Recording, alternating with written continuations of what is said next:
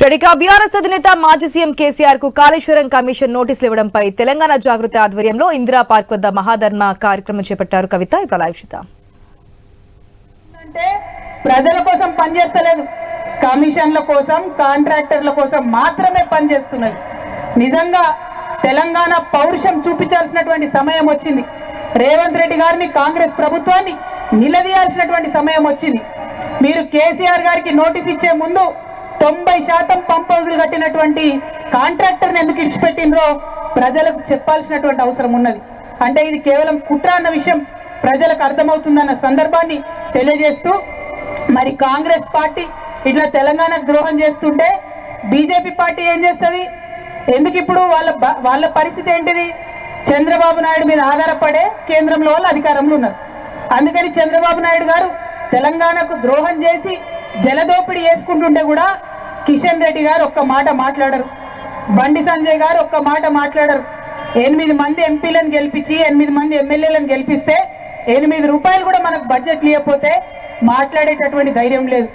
BJP పార్టీలో ఒకడు తెలంగాణ బిడ్డ ఈటెల రాజేంద్రన్ ఉన్నాడు, మరి ఆయనన్నా మాట్లాడతాడేమో అని నేను అనుకున్నా. కానీ గోదావరి నీళ్లు అక్రమంగా చంద్రబాబు నాయుడు గారు తరలించకపోతుంటే ఈటెల రాజేంద్రన్ కూడా మాట్లాడలే. అన్నా రాజేంద్రన్న, తెలంగాణ ఆడబిడ్డల తరఫున, తెలంగాణ రైతుల తరఫున, తెలంగాణ జాగృతి తరఫున నేను మిమ్మల్ని రిక్వెస్ట్ చేస్తా ఉన్నా. ఆనాడు ఉద్యమంలో మనం ఏమన్నాం? బీజేపీ నాయకులు పదవుల కోసం పెదవులు మూసుకొని ఉన్నారని చెప్పినాం. ఇవాళ మీరు దయచేసి ఆ అపవాదు తెచ్చుకోకండి. మీరు పార్లమెంట్ మెంబర్ గా ఉన్నారు, మీరు ప్రధానమంత్రి గారి దగ్గరికి వెళ్ళండి, ఖచ్చితంగా బనకచెర్ల ప్రాజెక్ట్ ని ఆపండి. గోదావరి పెన్నా లింకేజ్ మీరు తుపాకుల గూడెం దగ్గర నుంచి తెలంగాణ నుండే పెట్టాలనేటటువంటి డిమాండ్ ఈటెల రాజేందర్ గారు ప్రత్యేకంగా బాధ్యత తీసుకోవాలని తెలంగాణ జాగృతి తరఫున నేను డిమాండ్ చేస్తా ఉన్నా. అదే విధంగా ఇవాళ కాళేశ్వరం ప్రాజెక్టుకి 1,15,000 కోట్ల అనుమతులు ఉన్నాయి. సిడబ్ల్యూసీ నుంచి అన్ని రకాల అనుమతులు ఉన్నాయి, పర్యావరణ అనుమతులు ఉన్నాయి. ఖచ్చితంగా కాళేశ్వరానికి నేషనల్ ప్రాజెక్ట్ స్టేటస్ తీసుకొచ్చేటటువంటి బాధ్యత కూడా ఈటెల రాజేందర్ అన్న తీసుకోవాలని చెప్పే నేను ఈ సందర్భంగా డిమాండ్ చేస్తా ఉన్నా. మరి మీ అందరినీ నేను కోరేది ఒకటే, తెలంగాణ ఉద్యమం పుట్టిందే నీళ్ల కోసం, నిధుల కోసం, నియామకం కోసం. ఇవాళ నీళ్లలో అన్యాయం జరుగుతుంటే చూసుకుంటూ ఊరుకునేదే లేదు. ఒకవేళ మనం డిమాండ్ చేసినట్టు ముఖ్యమంత్రి గారు ఉత్తరం రాయకపోయినా, బీజేపీ పార్టీ వాళ్ళు చర్యలు తీసుకోకపోయినా తెలంగాణ జాగృతిని గల్లీ నుండి ఢిల్లీ దాకా ఉద్యమం చేస్తాం.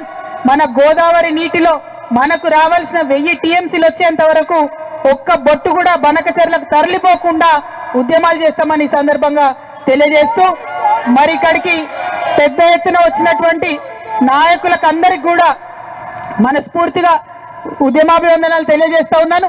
కేసీఆర్ గారికి నోటీస్ ఇచ్చిరంటే యావత్ తెలంగాణకు నోటీస్ ఇచ్చినట్టే అని భావిస్తూ, మరి కేసీఆర్ గారికి నోటీసులు ఇచ్చి మీరు ఇబ్బంది పెట్టేటటువంటి ప్రయత్నం చేస్తే మేమందరం కూడా ఒక రక్షణ కవచంగా వారి చుట్టూ ఉంటాం.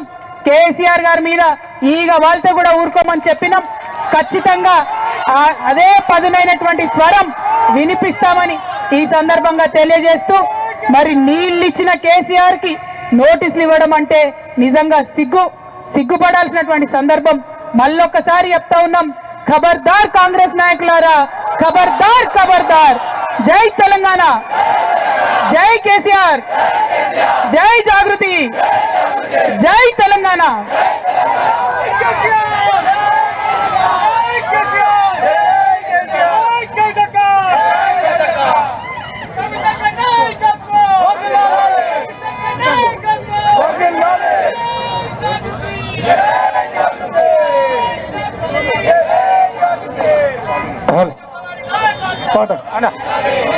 జై